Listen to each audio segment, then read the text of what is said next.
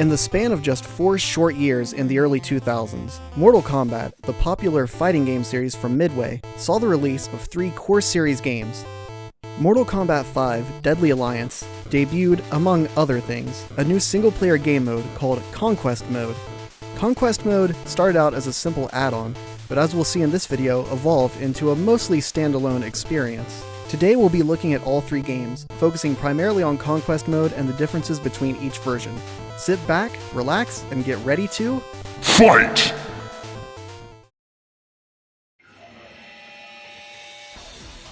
First up is Deadly Alliance, released in 2002. It was available for the Xbox, GameCube, and the PS2, which is the version you see here. There was even a GBA port, but we'll save that for another video. There's not a whole lot to say about the first Konquest Mode. In comparison to what it would eventually become, this one is fairly simple. There's no overworld to explore, just a set overworld-style path with numbered objectives along the way. You'll be given some text to read between objectives to provide a simple story. Once you complete one objective, you'll automatically be taken to the next one. The first 8 objectives are training sessions, little more than a tutorial of things that you'd probably be able to figure out on your own after a few minutes of playing. You enter a match with a mostly unresponsive CPU character and follow button prompts. I was particularly fond of this one, where you just stand there holding block waiting for Scorpion to attack you. Also, after every mission you complete, you'll receive a bit of in-game currency called coins that you can spend in the crypt, which we'll talk about more in just a little bit. After you complete the training objectives, you'll be taken to the character selection screen to choose which character you want to continue doing missions with. There are 21 total characters to choose from, including unlockables, and a total of 218 missions, meaning that each character has 10 unique missions to complete. Except they're not very unique. In fact, they're not even much different from the training missions. Konquest Mode continues to be more or less of a tutorial, but with a bit of character-specific backstory and even some history lessons sprinkled in. But other than that, it's pretty much just a copy and paste for each character. Konquest Mode here doesn't offer much in the way of gameplay. Unless you really want to unlock Blaze and Mocap, you're probably better off just playing the arcade mode. Okay, so before we move on, let's talk about that crypt. The crypt is essentially a store where you can spin your hard-earned coins. From AA to ZZ, there are a total of 676 coffins in the crypt. However, unless you're using a guide, what's locked inside each coffin will be a mystery. You can find images, alternate costumes, concept art, and things of that nature. And of course the legendary Cooking with Scorpion video. Some coffins contain coins or hints about what other coffins contain.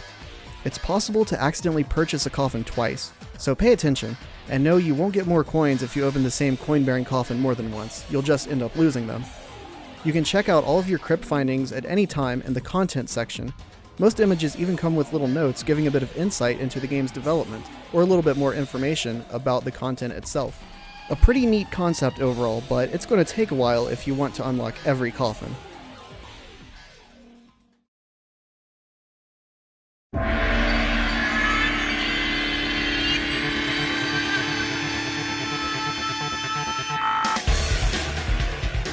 Next up we have Deception, released a year later for the Xbox and PS2, with a GameCube version following not too long after.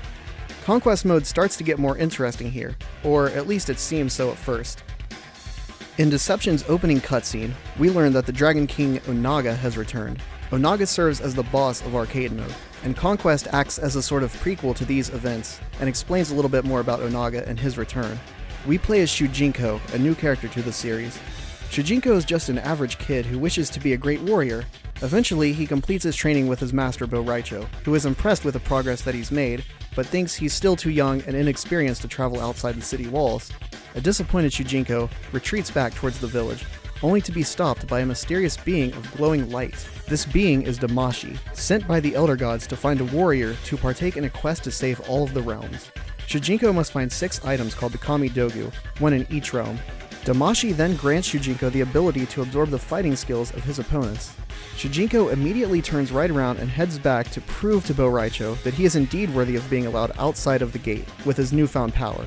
Damashi says that even though there is still much to learn from Bo Raicho, he must begin his quest first. However, once outside, the first thing Shujinko does is undertake Bo Raicho's advanced training, which takes 5 years, after which Bo Raicho says, It is as if you have been granted a gift by the Elder Gods themselves. As if the whole Damashi thing never came up in the past 5 years. Anyway, Shujinko is now grown, and it's at this point that the game more or less opens up.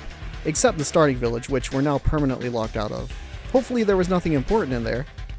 There are coins scattered everywhere, as well as chests, which usually hold coins or crypt keys, which not only tell you what a crypt contains, but also allows you to open it without spending coins. You can view your coins and crypt keys, as well as whatever other random junk you may be carrying at any time by bringing up your inventory menu. There's also a compass and a map that can be brought up with R1. Underneath the compass is what seems to be your position on a grid system. However, there's no grid overlay on the map, so it's not super helpful. There's also a big box that tells us the time, day, and even the date, and a constant reminder of what realm we're in the bottom right corner. This would have been nice to hide and maybe bring up with a button instead, but whatever, I guess it's not too distracting. One important feature is the ability to meditate. You can speed up time by pressing circle and press circle again to stop, though there is about an hour's worth of lag from when you press stop to when time actually returns to normal. This is helpful with missions that are dependent on the time of day, or if you just don't like a dark game world. Shujinko's movement is a bit tanky. His turns are wide unless you slow down to a walk. This makes precise movement a chore sometimes, such as aligning yourself to open a chest or collect an item, or talk to an NPC. You can hold the right trigger to run faster, which is pretty great. You also have an attack button, but this serves little purpose other than to annoy NPCs. Each realm has its own mini storyline, which involves helping characters and learning their style by training with them. The main quest is mostly training sessions with a few regular fights here and there. Again, the training is just following boring button prompts, and again, a copy-paste job mostly. Even much of the text is the same. Each realm is decently sized and populated with many NPCs, almost all of which have voice-acted dialogue. It's interesting even if the voice acting is a bit stilted at times. Greetings, young man. Be sure to tell your parents of the auction. It is not far from here. Some NPCs give side quests that reward coins. They're usually simple fetch quests, though some are pretty interesting, such as this guy who told me to sneak up on his uncle and give him a good scare. He thinks it's so funny, he pays me a bunch of coins and says he'll pay double if I do it again. So again I sneak up and scare the old man, but this time it's too much for his heart and he dies. The guy is pretty upset, and I also don't get my 800 coins. Unfortunately, after leaving Earthrealm, side quests get less interesting. Most of them are just fights with other characters. The game world isn't huge, but it is open enough to encourage a bit of exploration. Despite the terrain of every area being mostly flat, the feel of each realm is still represented very well. For example, the Netherrealm uses extremely drab colors against the hellish backdrops, or the symmetrical and structured architecture of the Order realm. NPCs and their dialogue also help add a bit of flavor to each realm.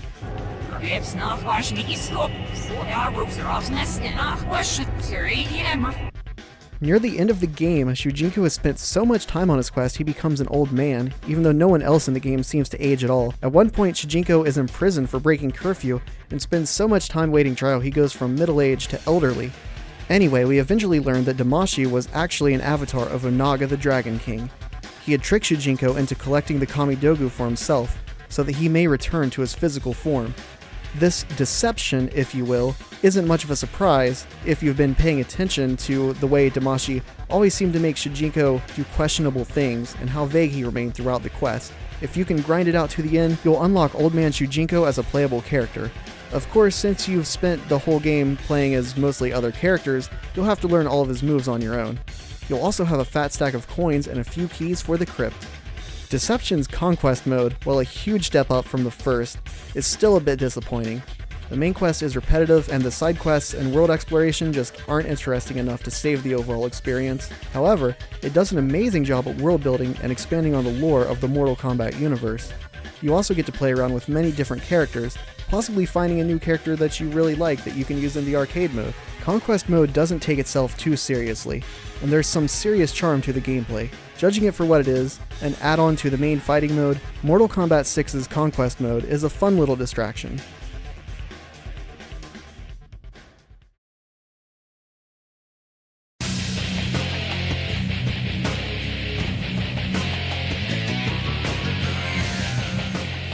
Finally, we have Mortal Kombat 7 Armageddon, released in 2000 for the PS2, Xbox, and even the Wii eventually. This time, Konquest takes a huge step forward in gameplay. While the basic premise of jumping back and forth between overworld and traditional fighting sections is still here, Armageddon offers many new mechanics and improved gameplay. The first thing you'll probably notice is the improved graphics. Character models are much more well defined, and textures have a higher resolution. Jaws actually move when the characters speak instead of just flapping mouth textures. Colors are even a bit less drab here. Another big improvement is the story. Argus, the god of Edenia, has a vision of Armageddon caused by the corruption of the Mortal Kombat tournament itself.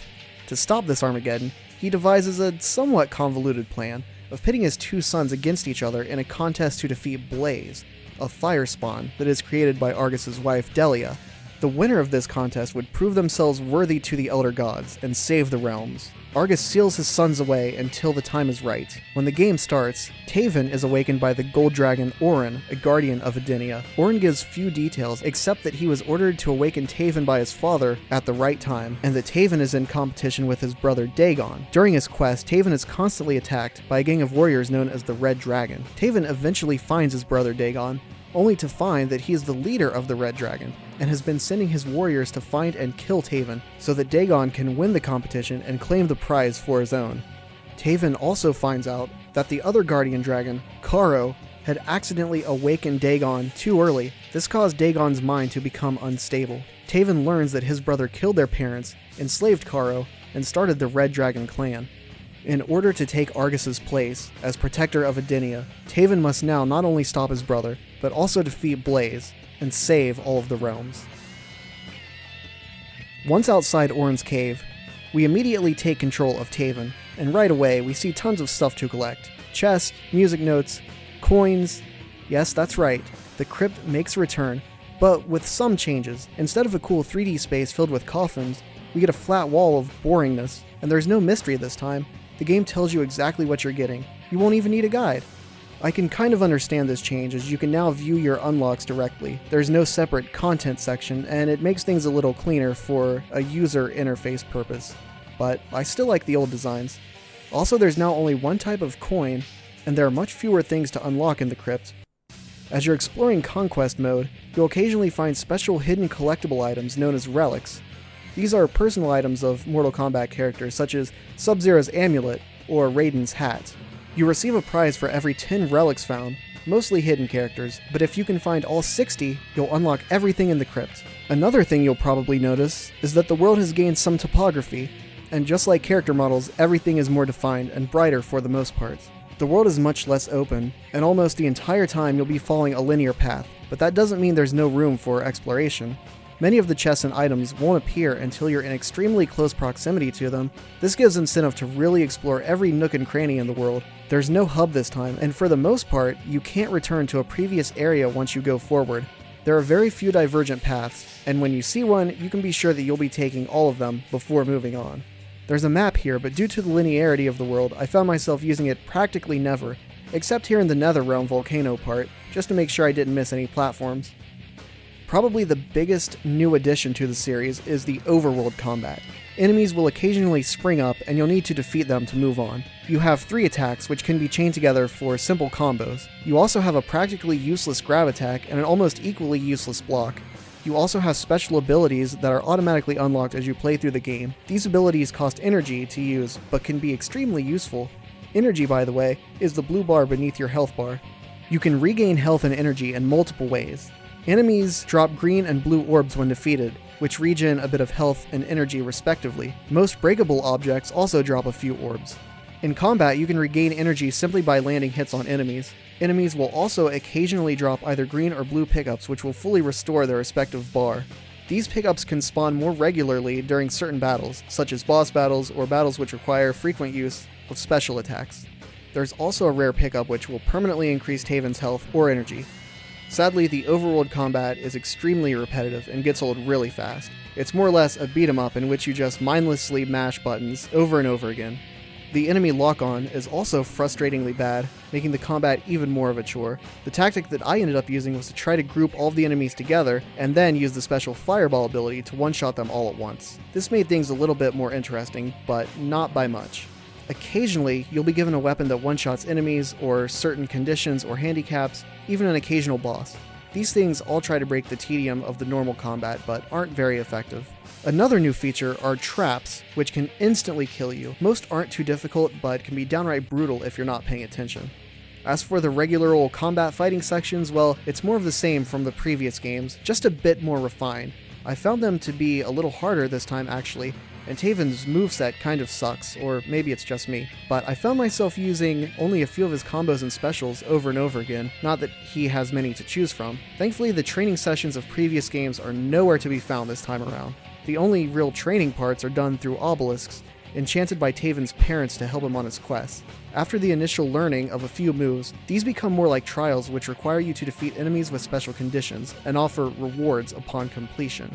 Again, the game offers more world building and lore, sending us through the different realms and having us interact with many Mortal Kombat characters as we go. We even run into Shujinko imprisoned again.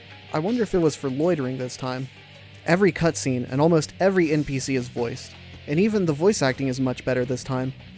Konquest Mode here feels more like an actual game than the previous two titles. Save for the repetitive overworld combat, there isn't much I can complain about.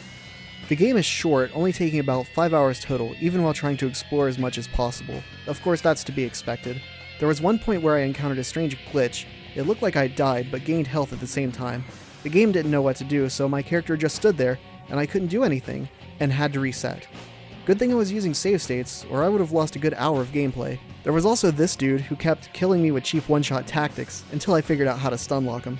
At the end of the game, Blaze reveals that to save the realms, Argus intended to kill all combatants, yet Delia wanted to simply strip them of their power.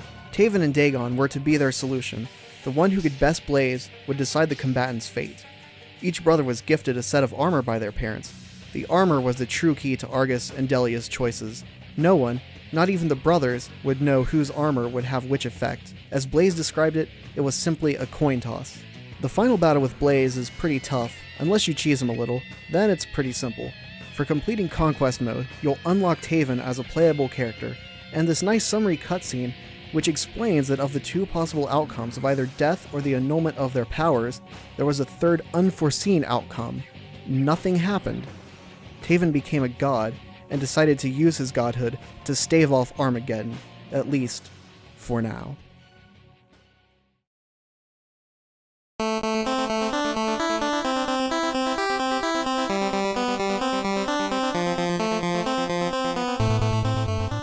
So that was Konquest Mode, in all of its forms. It's interesting to see just how much the game changed from a simple add-on to a major game mode, even while the combat fighting remained mostly unchanged. Sadly, Mortal Kombat 7 would be the last time we saw Konquest. They ended it on a high note, but I think it would have been interesting to see an even further refined Konquest, perhaps even a spin-off game. Though Midway is now gone, and I'm sure most of the people who worked on Konquest have also moved on, there's always a chance we could see a new Konquest in the future. But for now, we'll just have to enjoy what we were left with. Thanks for watching, and I'll see you next time on Boss Raid.